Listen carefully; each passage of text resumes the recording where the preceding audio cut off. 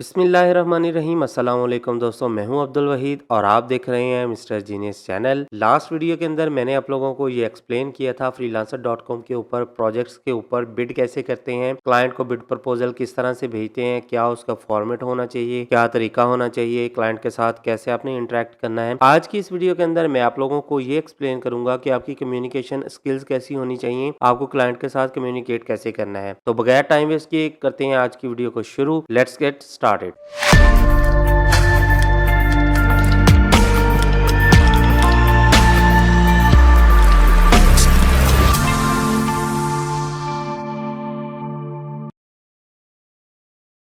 Welcome back. तो यहाँ पे मैंने आप लोगों के सामने एक प्रोजेक्ट को ओपन करके रखा हुआ है जो मैंने 2 से 3 दिन पहले कंप्लीट किया है एक प्रोजेक्ट।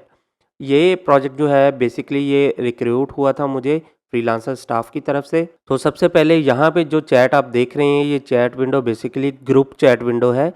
ये रिक्रूटर प्रोजेक्ट है जो कि फ्रीलांसर का स्टाफ रिकमेंड करता है। जब आपकी हाई प्रोफाइल रेटिंग हो जाती है तो आपको एक प्रेफर्ड फ्रीलांसर प्रोग्राम में ऐड कर लिया जाता है।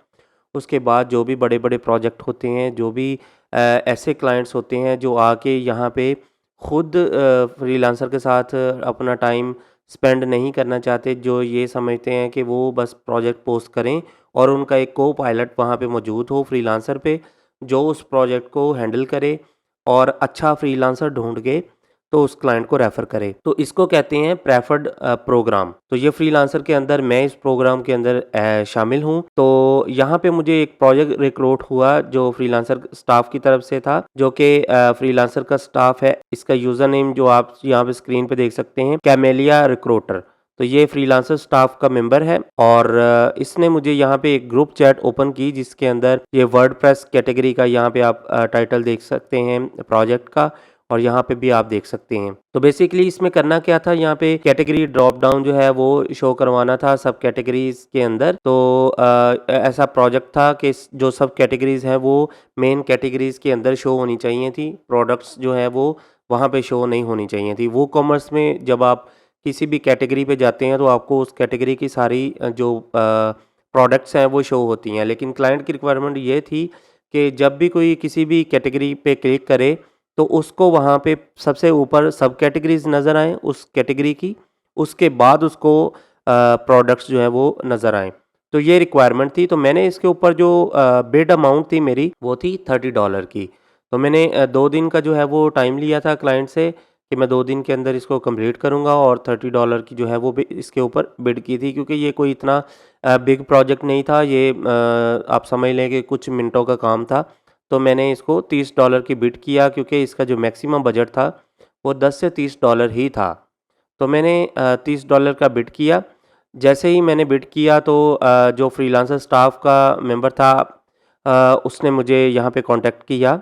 ये रिक्रूटर मेंबर जो है इसने मुझे यहाँ पे चैट में उस क्लाइंट को भी ऐड किया और मुझे भी ऐड किया। आप यहाँ पे देख सकते हैं, Pixie Worm was added to this chat. तो ये ग्रुप चैट जो है ये मेरे साथ इनिशिएट की।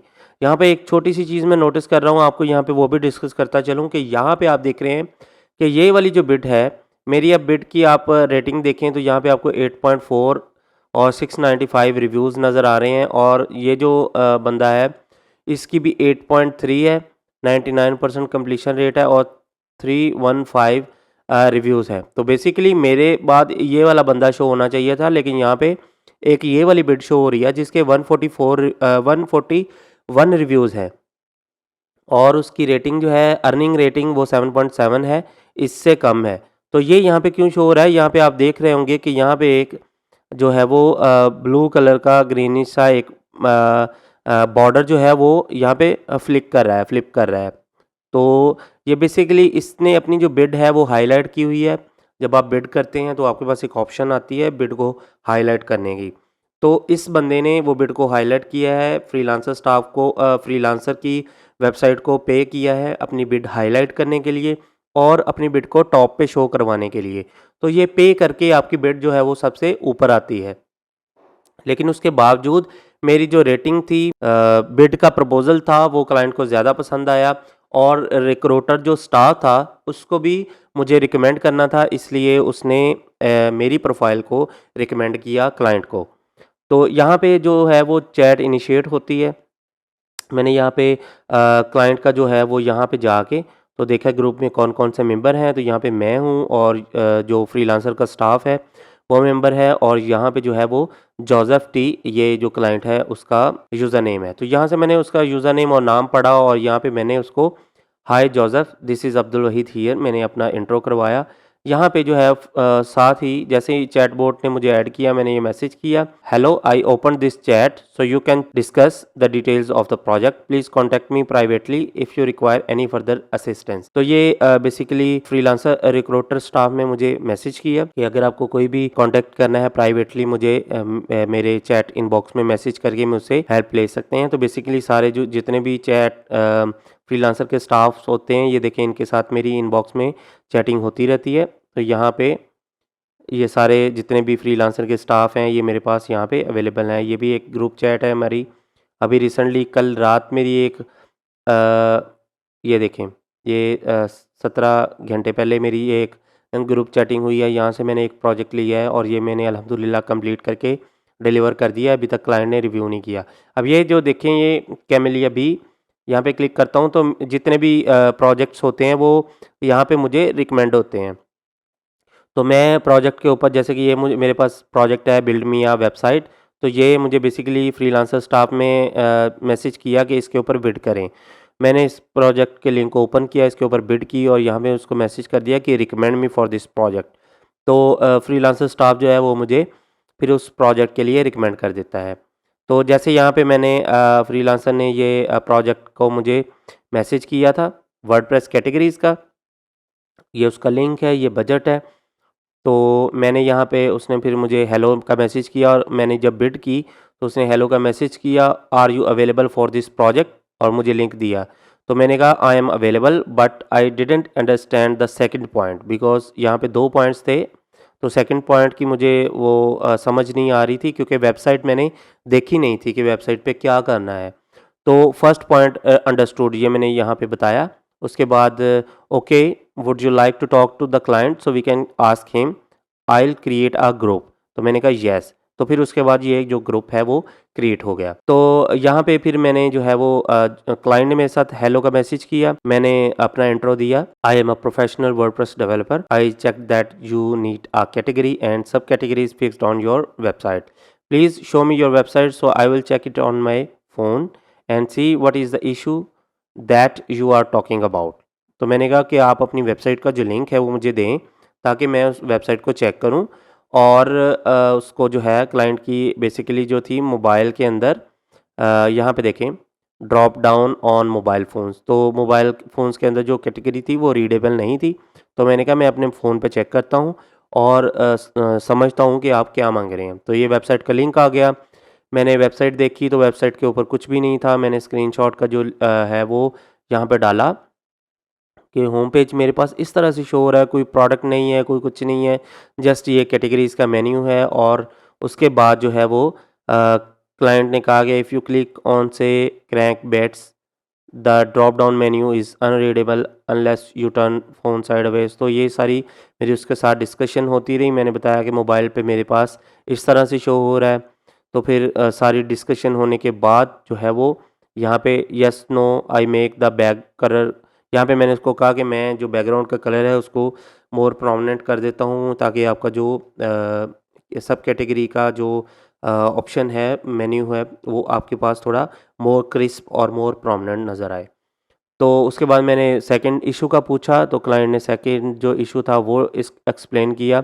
तो मैंने सारा अंडरस्टैंड करने के बाद जब उसको अपना एक्सप्लेनेशन दिया और पूछा एम आई राइट, तो उसने कहा yes but I only want product to show when they get to the last sub category. तो ये उसकी रिक्वायरमेंट थी। तो मैंने कहा yes after the last sub category.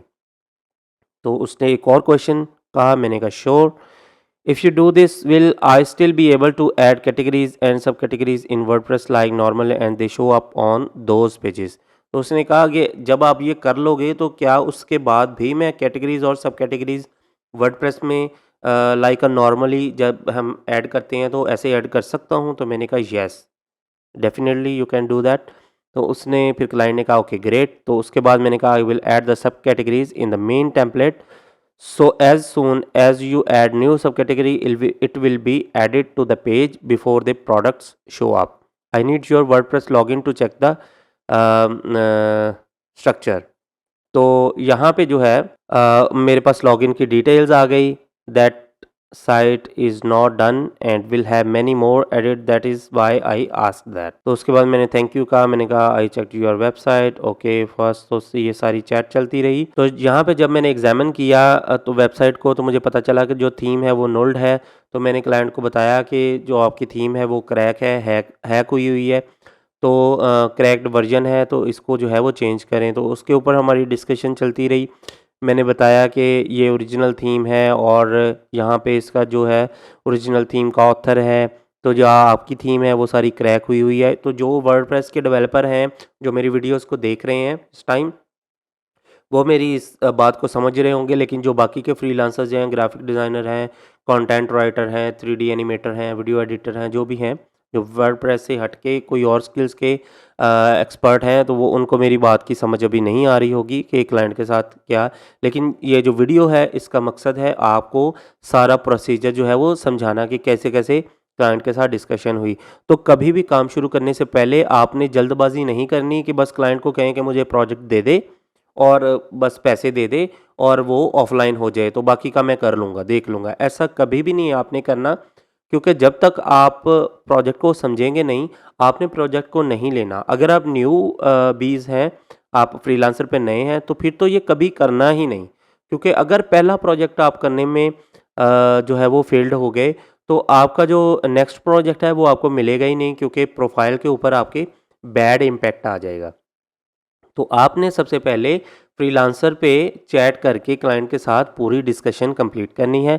उसके बाद उसने क्लाइंट ने मेरे से पूछा how much will that cost, तो मैंने जो है वो अपनी आवरली कॉस्ट बता दी, $25 एन आवर। तो उसके बाद क्लाइंट जो है वो मुझसे कहने लगा okay do you need anything else from me because I will be going to work in a few. तो अगर आपको कुछ और चीज़ की ज़रूरत है तो मुझे बताएँ, क्योंकि मैंने अभी चले जाना है काम पे, ठीक है? तो मैंने होस्टिंग की एक्सेस माँगी और वेट किया। तो उसके बाद जो है मैं अभी होस्टिंग की डिटेल्स आपके साथ शेयर नहीं कर सकता, इसलिए मैंने स्क्रॉल अप कर दिया और उसको हाइड कर दिया। उसके बाद जो है वो thanks I am logged in, thank you, और ये सारी चैट चलती रही हमारी।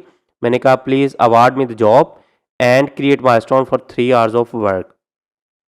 तो मैंने क्लाइंट से ये कहा कि जब चैट के अंदर डिस्कशन की, तो पहले तो मैंने यहाँ पे $30 की बिड लगाई हुई थी, क्योंकि मुझे काम लग रहा था जो है वो कुछ मिनटों का है। लेकिन जैसे क्लाइंट के साथ मैंने डिस्कशन की, तो मुझे रियलाइज़ हुआ कि ये जो काम है ये 2 से 3 घंटे का है। तो इसलिए मैंने क्लाइंट को जो अपना आवरली रेट है वो $25 बताया, और मैंने क्लाइंट से कहा कि आप $75 की जो है वो 3 आवर्स की माइलस्टोन क्रिएट कर दें। तो मैंने क्लाइंट से कहा कि अगर 3 घंटे के अंदर-अंदर मैं इस प्रोजेक्ट को कंप्लीट कर लेता हूँ, तो फिर तो इसकी मैं एक्स्ट्रा चार्जेज़ नहीं लूँगा, सिर्फ़ $75 ही लूँगा। लेकिन अगर ये काम जो है ये मेरे से 3 घंटे से ज़्यादा टाइम कंज़्यूम करता है, मेरा 3 घंटे से ज़्यादा टाइम स्पेंड होता है, तो फिर मैं जो है वो इसके एक्स्ट्रा चार्ज करूँगा $25 एन आवर। तो ये डिस्कशन होने के बाद यहाँ पे थैंक्स का मैसेज हुआ, और उसके बाद जो है क्लाइंट ने मेरे साथ जो है वो प्रोजेक्ट मुझको अवार्ड करवा दिया। और यहाँ पे जो मेरी इनिशियली बिड थी $30 की, जैसे ही अवार्ड किया तो वो प्रोजेक्ट की जो माइलस्टोन थी वो $30 की क्रिएट हो गई ऑटोमेटिकली।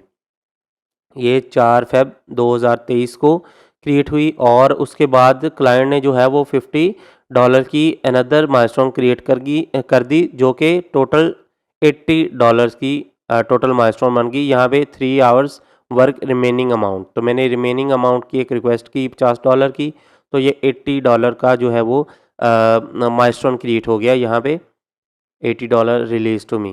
तो इस तरह से माइलस्टोन जो है वो 2 मेरे पास आ गई। उसके बाद मैंने प्रोजेक्ट को एक्सेप्ट किया। यहाँ पे मैं इसकी प्रोजेक्ट की जो चैट है वो बेसिकली खोलता हूँ यहाँ से। तो ये जो चैट है ये मेरे पास क्लाइंट की आ गई डायरेक्टली। यहाँ पे हम ग्रुप में चैट कर रहे थे, क्योंकि ये रिक्रूटर प्रोजेक्ट था। जैसे ही प्रोजेक्ट अवार्ड हुआ मुझे, तो ये प्रोजेक्ट की जो सेपरेट एक चैट विंडो है ये मेरे पास ओपन हो गई। यहाँ पे मेरे पास लिखा आ गया कि $30 की जो माइलस्टोन है वो क्रिएट हो गई। उसके बाद मुझे congratulations your bid have been awarded has been awarded. तो उसके बाद यहाँ पे आप देखें कि $30 का जो प्रोजेक्ट है उसके ऊपर $5 फ़ीस है। ऑन माइलस्टोन रिलीज़ तो ये जो है वो चार्ज होगी। एक्सेप्ट किया मैंने तो फ़ीस मेरी जो है वो जो रिक्रूटर प्रोजेक्ट होता है इसके ऊपर जो फ़ीस होती है वो आपकी प्रोजेक्ट जब माइलस्टोन रिलीज़ होती है तब डिडक्ट होती है। लेकिन जो नॉर्मल होता है, जो रिक्रूटर प्रोजेक्ट नहीं होता, जो आपको स्टाफ रिकमेंड नहीं करता, वो वाले प्रोजेक्ट को अगर आप एक्सेप्ट करते हैं तो वो प्रोजेक्ट एक्सेप्ट करते वक़्त ही 10% आपकी फ़ीस जो है वो आपके अकाउंट में से डिडक्ट हो जाती है।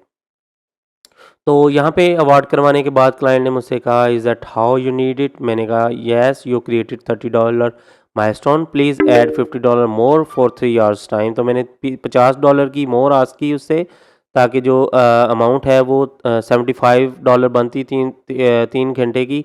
तो यहाँ पे मैंने $80 की डिमांड की। Not sure how to do that but I will try.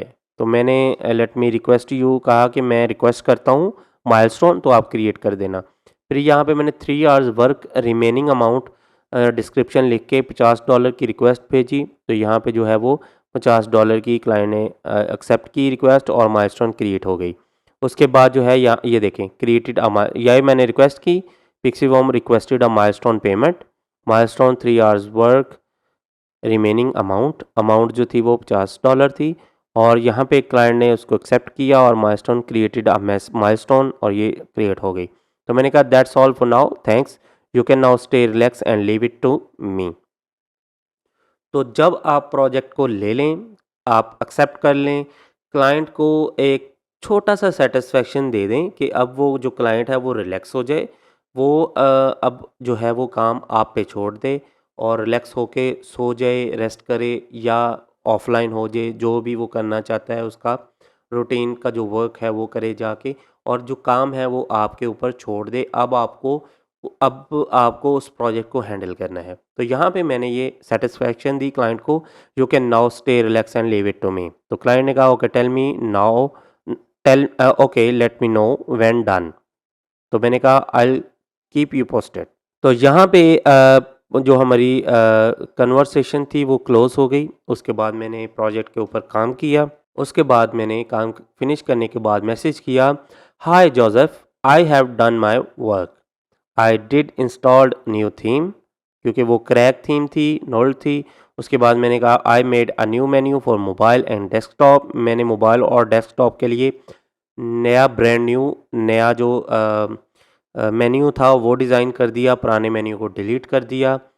On the crankbait category and all other subcategories you see subcategories on top and the product under those subcategories। तो जो काम था वो मैंने complete किया, सारा उसको explain किया।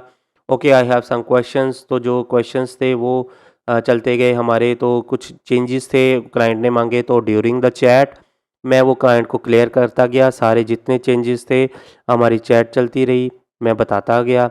उसके बाद जो है यहाँ पे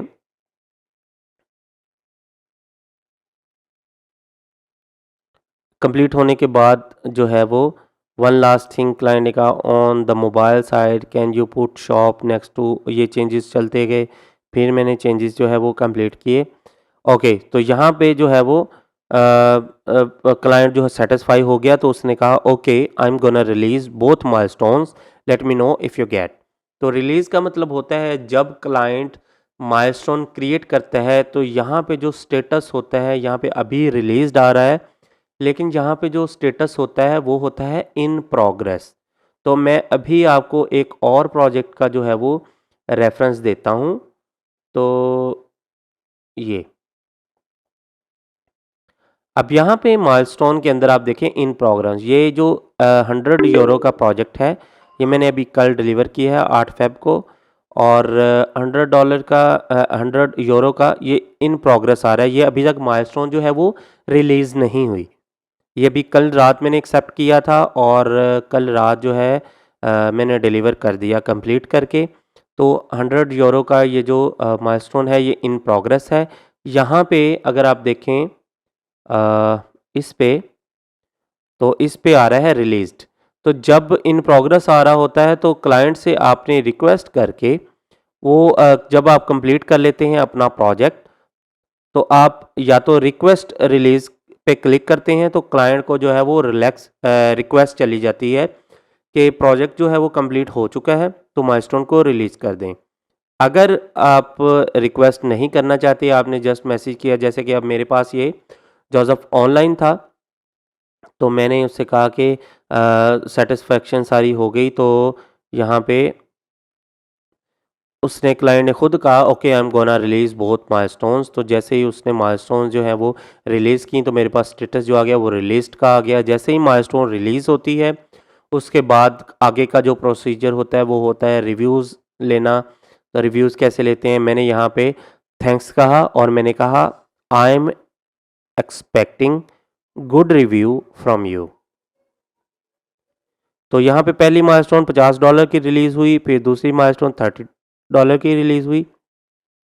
तो उसके बाद यहाँ पे कुछ एडमिन ईमेल्स के चेंजेस थे, वो मैंने क्लाइंट से माँगा। यहाँ पे नीचे ईमेल एड्रेस है जो मैं आपके साथ शेयर नहीं करना चाहता।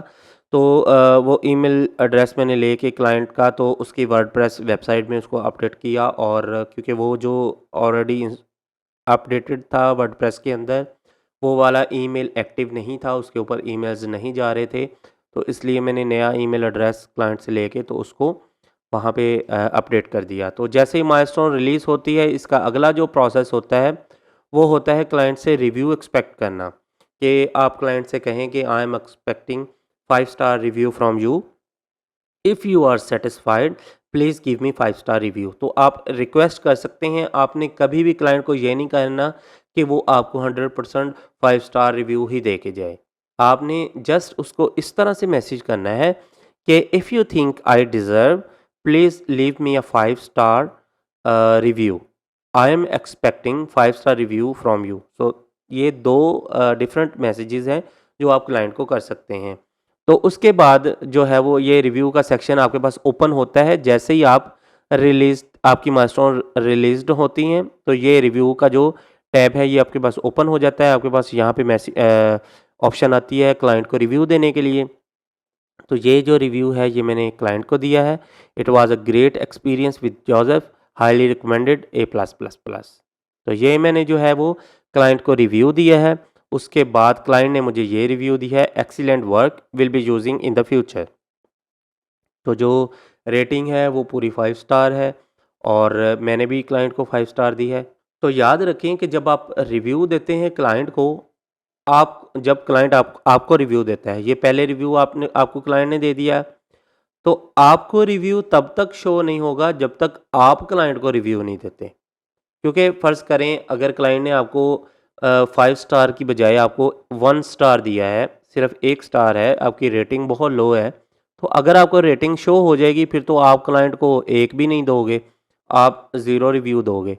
तो ये आपके पास हिडन रहता है जब तक आप रिव्यू नहीं देते, क्योंकि आपका क्या एक्सपीरियंस रहा क्लाइंट के साथ, तो ये हाइड रहता है क्लाइंट का रिव्यू तब तक, क्योंकि आपने अपना एक्सपीरियंस शेयर करना होता है।